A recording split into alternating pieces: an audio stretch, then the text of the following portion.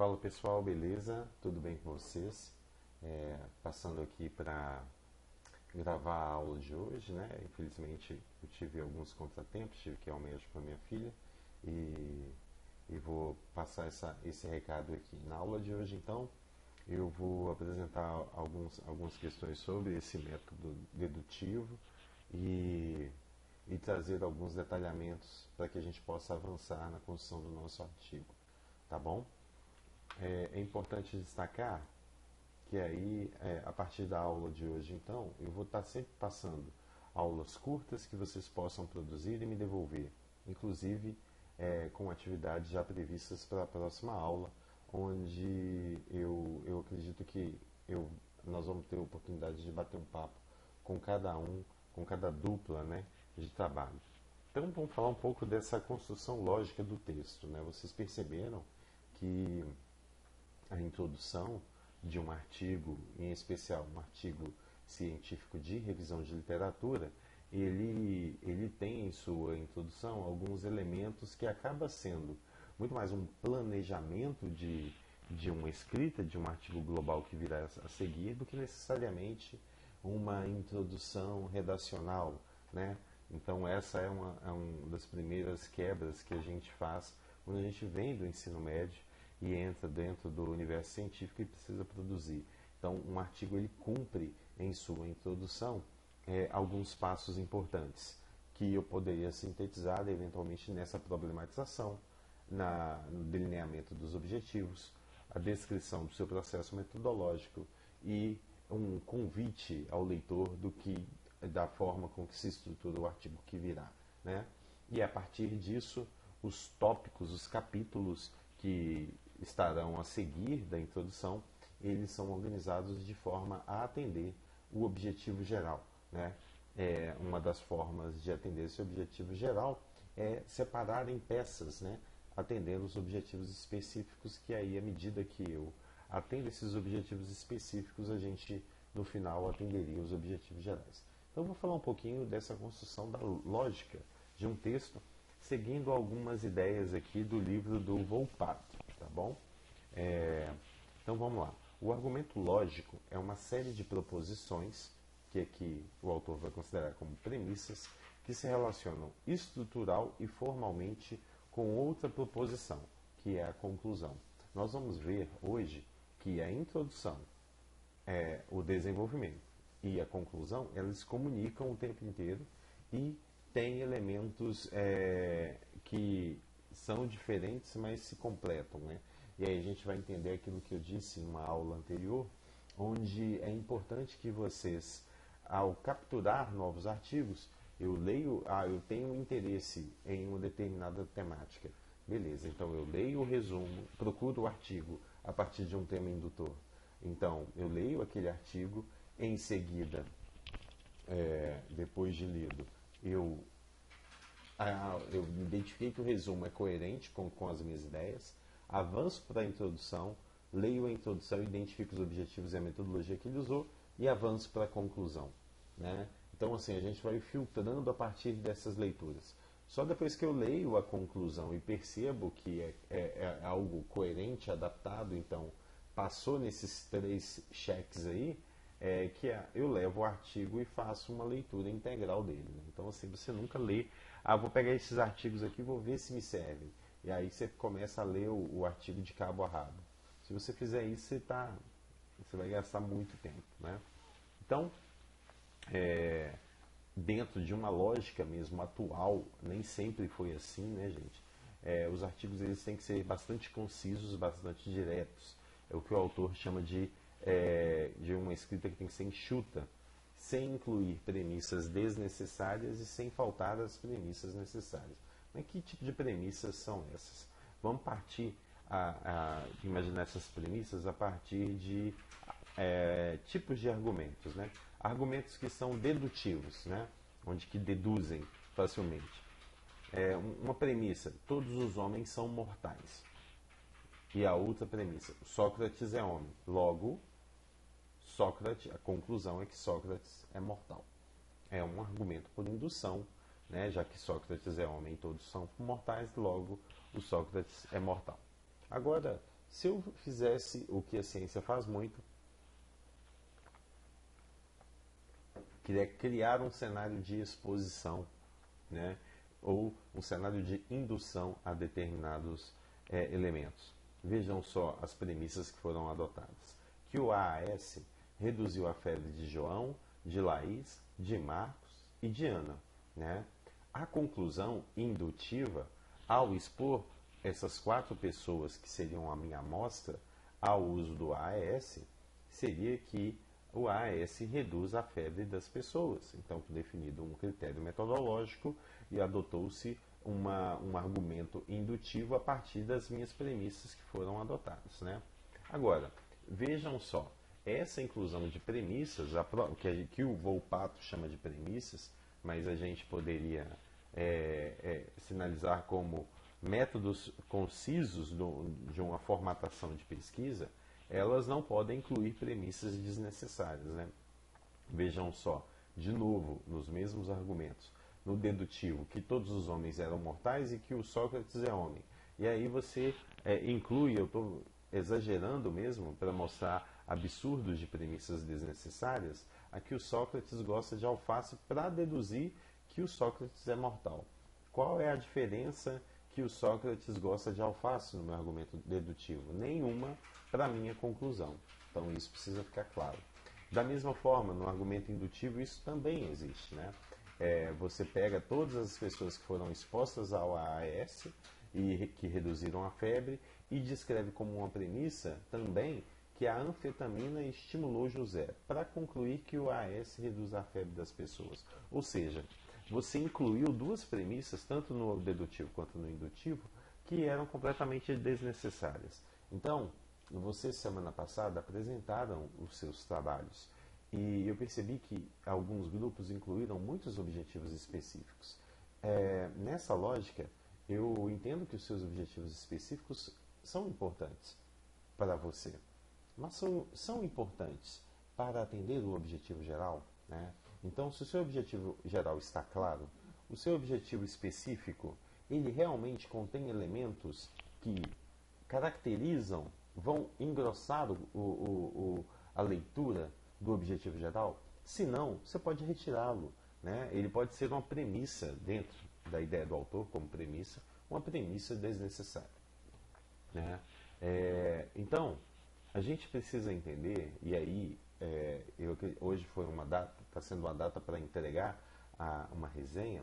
Hoje, você precisa imaginar, e na resenha eu pedi para que você entendesse um pouco da linha teórica do autor, da história dele, porque isso traria questões de parceria, ideologia, local de onde formou, escolas, enfim, que poderiam estar inseridos dentro daquele texto ou não. E a gente vai entender que um artigo científico ele é um argumento, né? Ele é uma base que o autor está defendendo. Tanto que, se você pegar um histórico de artigos, a gente encontra na literatura casos extremos onde autores escrevem, 2 anos, 1 ano depois outros escrevem, 6 meses depois eles vão batendo boca através de artigos, a partir de contestações entre eles. Então, são, sobretudo, argumentos os artigos. Né? Então, vamos considerar que um texto científico é um argumento lógico, ele não é um argumento necessariamente de conhecimento popular. Ele segue uma lógica científica. E esse método lógico para a redação, e toda e qualquer informação presente no texto, ou seja, introdução, material e métodos, resultado da discussão, deve ser entendida a partir de uma lógica, né? A partir de um argumento lógico. E a gente está chamando de argumento lógico aqui para que eu pense dessa forma sistemática, de forma a não deixar nada subentendido. Né? Você escreve uma coisa e fala assim, não, mas isso aqui está implícito, o cara vai entender. Não. Né? Dentro daquele princípio da replicabilidade da ciência, tudo precisa estar muito claro para que as pessoas possam compreender. Vamos ainda dentro da ideia das premissas, dentro de um método, para que a gente possa pensar nesse método lógico. Ou seja, o que eu estou chamando aqui de conclusão e a descrição dos seus objetivos, o que precede ele é uma contextualização bastante fundamentada e estruturada, a ponto que o leitor, ao terminar aquele parágrafo, ele possa entender, olha, tem um problema aqui. E o autor fechou aqui deixou uma pergunta no ar, ou às vezes de uma forma muito explícita, e estabeleceu um objetivo geral que ele quer atacar dentro daquela contextualização. Ou seja, ele fez um conjunto de premissas, formulou um conjunto de premissas para estabelecer um objetivo. Sem, é claro, como eu disse nos slides anteriores, sem incluir as premissas desnecessárias e, óbvio, sem omitir as necessárias.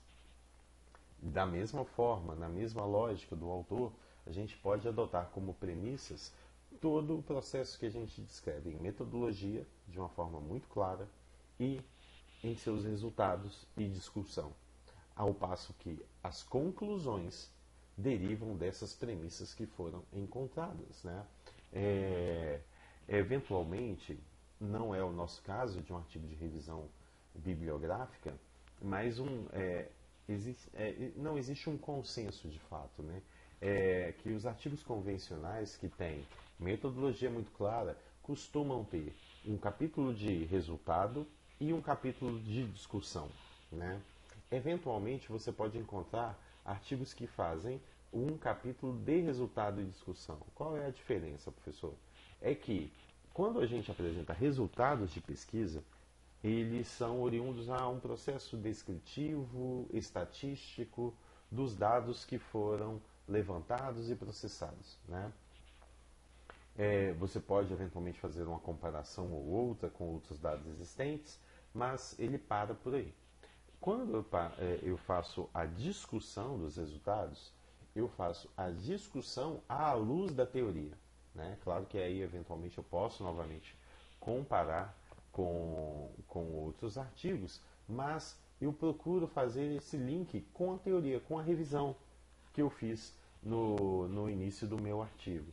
Então, a discussão ela envolve mais essas questões vinculadas à própria teoria, enquanto os resultados ele está mais vinculado à estrutura dos dados, o que os dados mostram, tá certo? Bom, avançando nesse aspecto, a gente precisa começar a materializar os nossos artigos. Eu não gosto de falar de quantidade de páginas, mas os alunos adoram, né? Então, aqui no nosso artigo, nós vamos fazer um resumo curto, utilizando no máximo 200 palavras, ou seja, o nosso resumo curto terá entre 150 e 200 palavras. Eventualmente, tem alguns congressos que aceitam o chamado resumo estendido, que pode ou não trazer resultados finais.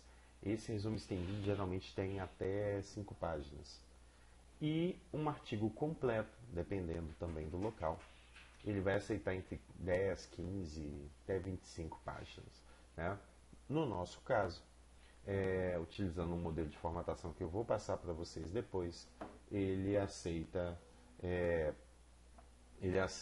entre 10 a 15 páginas.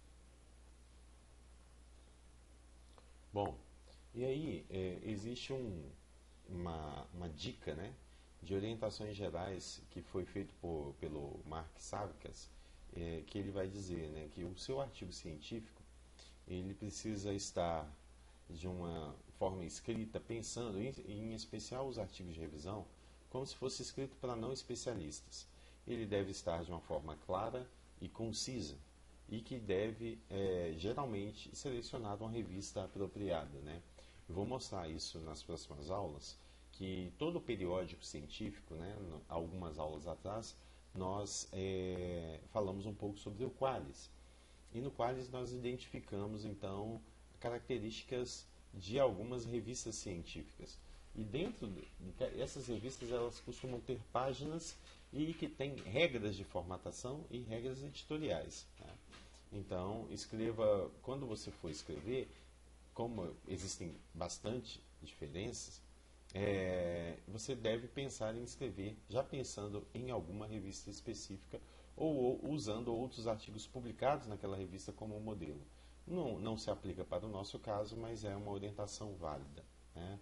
Ainda, ele vai dizer, né, o Mark vai dizer que na introdução você precisa demonstrar a necessidade do artigo, mostrar que ele é importante e relevante para a área, prover uma descrição sucinta de pesquisas anteriores, descrever claramente os objetivos do estudo, explicitar as origens das hipóteses e descrever as hipóteses ou perguntas de pesquisa a serem respondidas.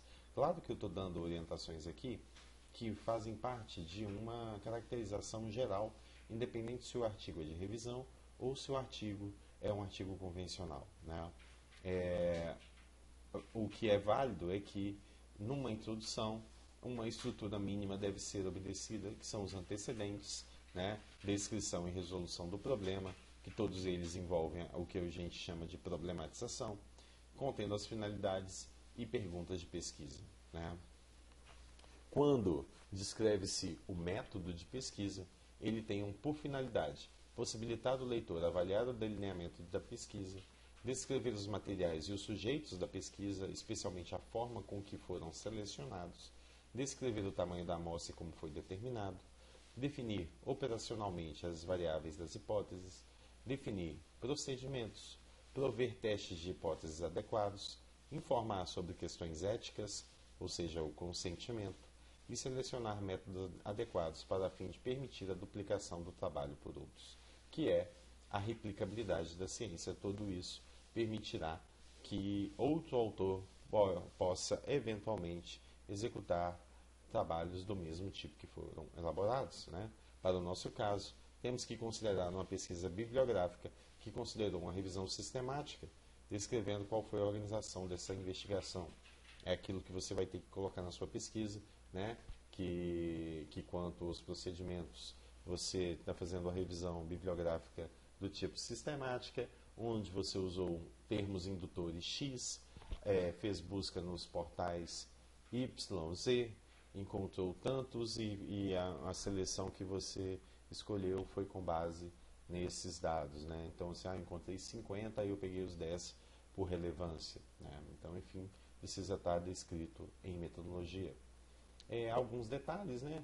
Quanto à escolha do título do seu artigo, você deve permitir ao leitor julgar os conteúdos e a natureza geral do artigo e deve incluir palavras-chave que objetivam a chamada indexação, né? Ou seja, justamente a busca por palavras-chave.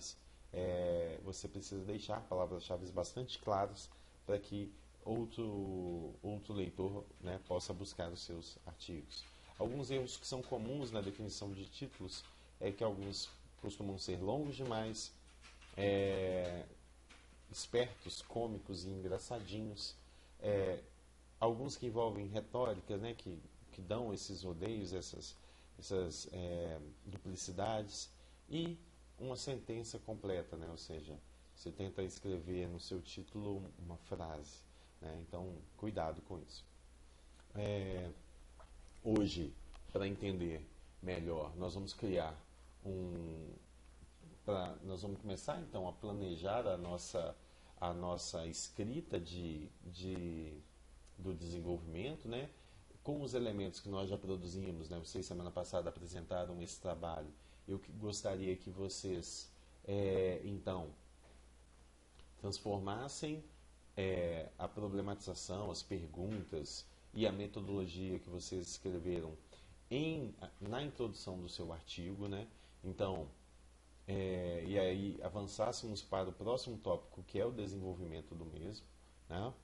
Então, nós vamos estruturar o nosso artigo a partir da lógica de artigos de revisão bibliográfica com 3 itens básicos, que é a introdução, desenvolvimento e conclusão. E o seu resumo deve ter uma estrutura marcada conforme a orientação. Aqui está a estrutura do artigo, né?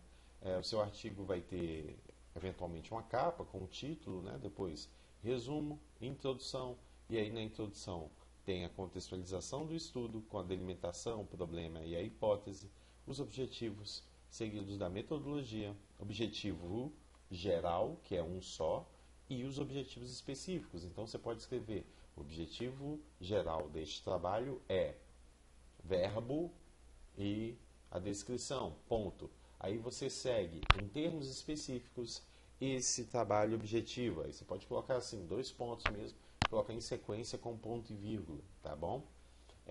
O desenvolvimento e a conclusão. Para o desenvolvimento, aqui, ainda, né, desculpa, a estrutura do resumo, nós já estou dando ciência, porque vocês já conseguem fazer, né? Uma contextualização do estudo, também muito mais curta, de novo, os objetivos e a metodologia, também aqui você pode descrever só o objetivo geral e uma metodologia mais simplificada, e o que eu estou chamando aqui de considerações parciais, porque nós só vamos escrever as considerações finais do nosso resumo quando nós terminarmos a conclusão, né? Bom, eu vou dizer ainda, né, que a introdução, a gente falou muito da introdução, né, mas em suma, ele apresenta e delimita uma dúvida investigada, coloca os objetivos e a metodologia que você utiliza no estudo, né? O que é importante para a gente está aqui, né, que a nossa próxima etapa do desenvolvimento, você vai fazer uma discussão e uma exposição das teorias que foram utilizadas para entender e esclarecer o problema, apresentando-as e relacionando com uma dúvida investigada. Você vai desenvolver essas contribuições teóricas sobre o tema, apontando um ordenamento lógico para o leitor, né?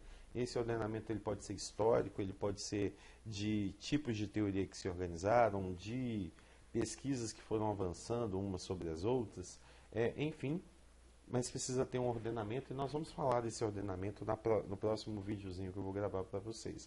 É importante, então, expor esses argumentos de forma explicativa ou demonstrativa, através de proposições desenvolvidas na pesquisa, onde o autor demonstra, assim, ter conhecimento da literatura básica. E por isso que a gente pede que vocês, logo no início do semestre, façam esse levantamento de 10 artigos, né? Para que você consiga demonstrar teoricamente o objeto do seu estudo e a necessidade ou oportunidade de pesquisa que você mesmo realizou, né? Porque na conclusão você retoma os seus objetivos específicos, fazendo uma análise do que você encontrou, né? Então, de uma forma mais sintética, as conclusões elas remontam os objetivos específicos e o que foi encontrado, né? Então, após a análise e discussão dos resultados, são apresentadas as conclusões e descobertas do texto, evidenciando com clareza e objetividade as deduções extraídas dos resultados obtidos ou apontados ao longo da discussão do assunto, né? Logo, essa conclusão é um fechamento do trabalho estudado, onde você responde às hipóteses do trabalho, né? Seguidos aos enunciados e os objetivos de estudo. E aí aqui eu deixei em negrito porque é muito importante, a conclusão não traz dados novos, né? Não traz novidade. Ela é um resumo atendendo os objetivos específicos e as hipóteses que foram discutidas ao longo do texto. Então eu não incluo nada de novo na introdução, na conclusão, eu só faço algo mais sintético, que não tenha sido apresentados anteriormente. Então vamos lá. A programação para a próxima aula. Eu vou criar uma atividade lá no Classroom agora e quero que vocês anexem para mim até sexta-feira que vem a introdução do artigo de vocês, tá? Essa introdução com base então nos artigos que já foram enviados, apresentados, quer dizer. Então, na próxima aula eu também vou apresentar, vou falar um pouco sobre as citações, apoio de referências, né? Nas próximas 2 aulas eu vou dar alguns toques mais pontuais de alguns elementos de redação científica, mas o que vale dizer é que eu também farei uma orientação por grupo.